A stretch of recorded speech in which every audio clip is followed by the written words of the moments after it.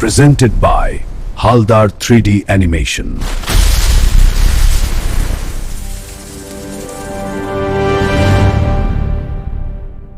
প্রাচীন এক রাজ্য, পাহাড়, নদী আর অরণ্যে ঘেরা, রহস্যময় নীরবতায় ঢাকা ছিল। গ্রামের মানুষ সুখে থাকলেও রাত নামলেই দূর জঙ্গল থেকে অশুভ গর্জন ভেসে আসত। লোককথায় বলা হতো, সেই জঙ্গলে এক ভয়ঙ্কর দানব বাস করে।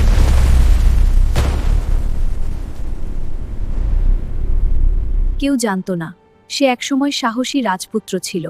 এক ভয়ঙ্কর অভিশাপে তার রূপ বদলে গিয়েছিল। প্রতি পূর্ণিমায় তার গর্জনে আকাশ কেঁপে উঠত, পশু পাখি আতঙ্কে লুকিয়ে পড়ত নিঃশব্দে। রাজা বহু সৈন্য পাঠালেও কেউ আর ফিরে আসেনি। জঙ্গল হয়ে উঠেছিল মৃত্যুর ফাঁদ। কি এমন হয়েছিল যাতে এক সাহসী রাজকুমার এক ভয়ঙ্কর দানবে পরিণত হল?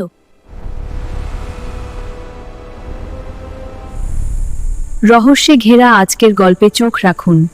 অভিশপ্ত দানবের শেষ মুক্তি। গ্রামে এক কিশোর অর্জুন সাহস আর কৌতূহলে ভরপুর সত্য জানার সিদ্ধান্ত নিল। মায়ের আশীর্বাদ আর ছোট তলোয়ার নিয়ে সে একা প্রবেশ করল অন্ধকার জঙ্গলে।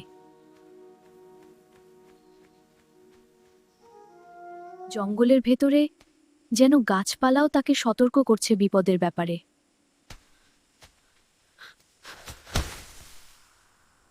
হঠাৎ এক নীল আলো পথ দেখাতে লাগল। অর্জুন সাহস নিয়ে সেটার পিছনে এগোল।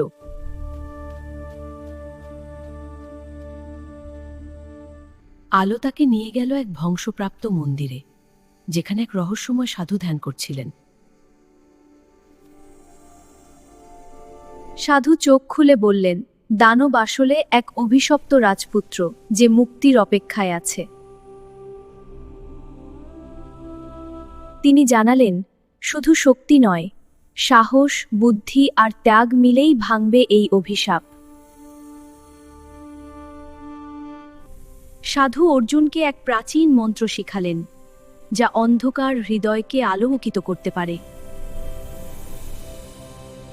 অর্জুন দৃঢ় মনে যাত্রা শুরু করল। সামনে অপেক্ষা করছিল ভয়ঙ্কর অজানা পরীক্ষা।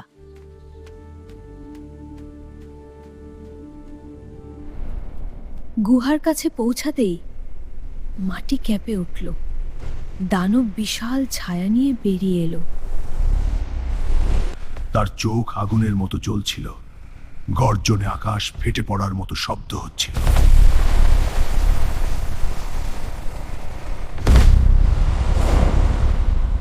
কেউ এখানে বাঁচে না, ফিরে যাও, নইলে মৃত্যু নিশ্চিত।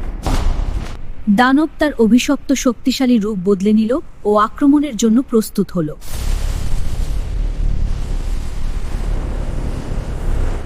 অর্জুন ভয় পেলেও স্থির থাকল। বলল, আমি লড়তে নয়, তোমাকে মুক্ত করতে এসেছি।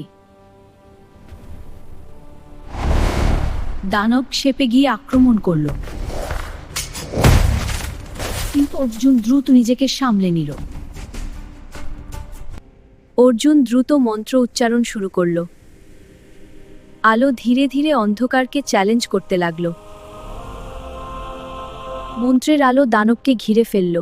তার শরীরে তীব্র যন্ত্রণা শুরু হল।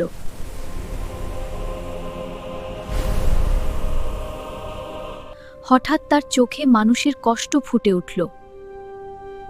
ভিতরের রাজপুত্র জেগে উঠতে লাগল। দানব নিজের মাথা চেপে ধরে চিৎকার করল। দুই সত্তার মধ্যে ভয়ঙ্কর লড়াই চলছিল। অবশেষে দানব দুর্বল হয়ে মাটিতে পড়ে গেল। তার শরীর ধীরে ধীরে রূপ বদলাতে লাগল। এক রাজপুত্রের রূপ ফুটে উঠল, কিন্তু তার শরীর এখনো অন্ধকারের ছায়ায় কাঁপছিল। সে বলল, অভিশাপ পুরো ভাঙেনি, শেষ মুক্তির জন্য আরও কঠিন ত্যাগ দরকার। অর্জুন ভাবতে লাগল, কি ত্যাগ করলে এই অশুভ শক্তি সম্পূর্ণভাবে ধ্বংস করা সম্ভব?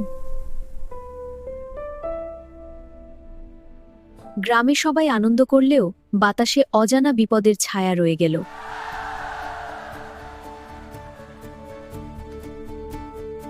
হঠাৎ আকাশ অন্ধকার হল, বজ্রপাতের সঙ্গে ভয়ঙ্কর কণ্ঠ প্রতিধ্বনিত হতে লাগল। অভিশাপের আসল শক্তি প্রকাশ পেল। বলল, রাজপুত্র কখনো পুরো মুক্তি পাবে না। রাজপুত্র আবার কষ্টে কাঁপতে লাগল। তার শরীরে দানবীয় রূপ ফিরে আসতে শুরু করল। সাধু এসে বললেন, শেষ অভিশাপ ভাঙতে হলে সবচেয়ে প্রিয় জিনিস ত্যাগ করতে হবে। অর্জুন বুঝতে পারল, তার শক্তি আর অহংকারের প্রতীক তলোয়ারই সবচেয়ে প্রিয় জিনিস। রাজপুত্র চিৎকার করছিল, নিজেকে আটকাতে লড়াই করছিল। সময় দ্রুত ফুরিয়ে যাচ্ছিল। অর্জুন চোখ বন্ধ করে তলোয়ার ভেঙে ফেলল, নিজের শক্তির অহংকার বিসর্জন দিল। সাথে সাথেই আলো বিস্ফোরিত হল, অন্ধকার শক্তি চিৎকার করে ধ্বংস হতে লাগল।